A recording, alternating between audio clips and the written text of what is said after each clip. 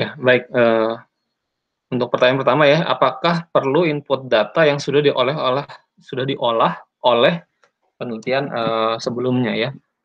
Nah, ya intinya kembali lagi ke filosofinya ya, bahwa yang kita lakukan ini kan adalah sebuah, penelitian ya, sebuah riset kita ingin melakukan sebuah kontribusi kontribusi dan sambil diiringi juga kita terus berlatih berlatih menerapkan keilmuan kita. Sebenarnya tujuan utamanya berlatih, tapi harapannya kita ada kontribusi juga gitu ya. Nah, ketika kita kontribusi, tentu kita menyampaikan dahulu di bab satu biasanya.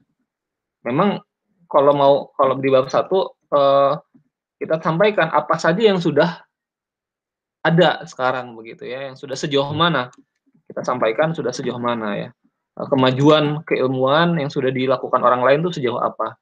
Artinya kalau kita sampaikan, bahwa orang sudah menemukan bahwa roda itu misalnya bulat gitu ya, roda itu bundar.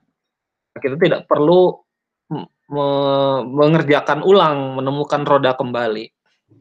Ya itu namanya istilahnya adalah reinventing the wheel ya. Atau kita berinvent, ya kita menemukan kembali, invention lagi, inovasi lagi, roda yang sudah ada. Nah, maka kita lakukan hal yang baru ya. Dalam hal ini adalah kamu coba menerapkan inventory menggunakan sistem dinamis, gitu kan ya. Inventory Ya. menggunakan, contoh seperti itulah, contoh seperti itu.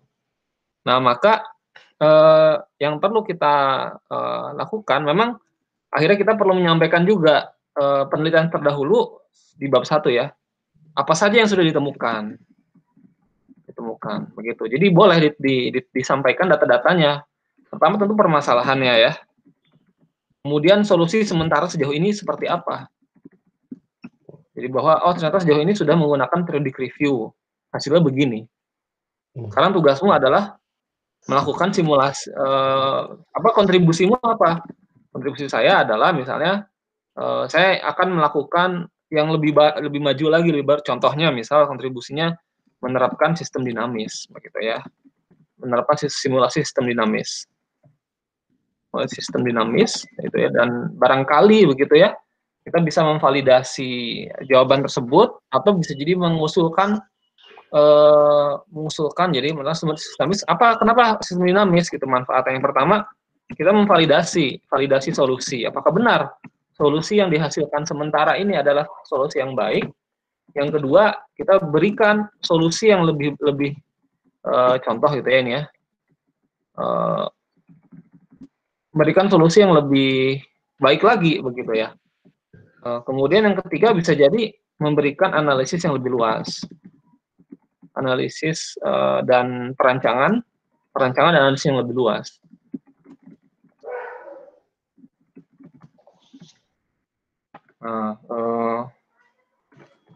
Kurang lebih seperti itu ya. Berarti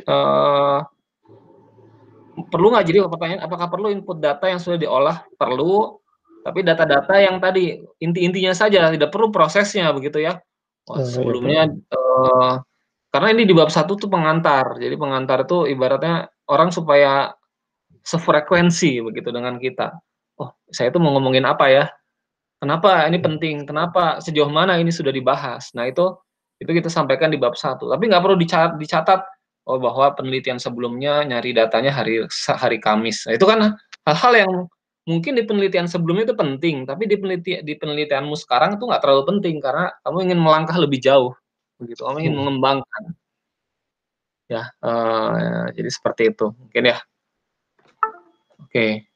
Saya juga di background jadinya cuma nulis pertama masalah perusahaannya terkait overstock, terus saya masukin hasil dari ABC analisis, terus saya juga masukin hasil dari si periodic review-nya, Pak, di latar belakang.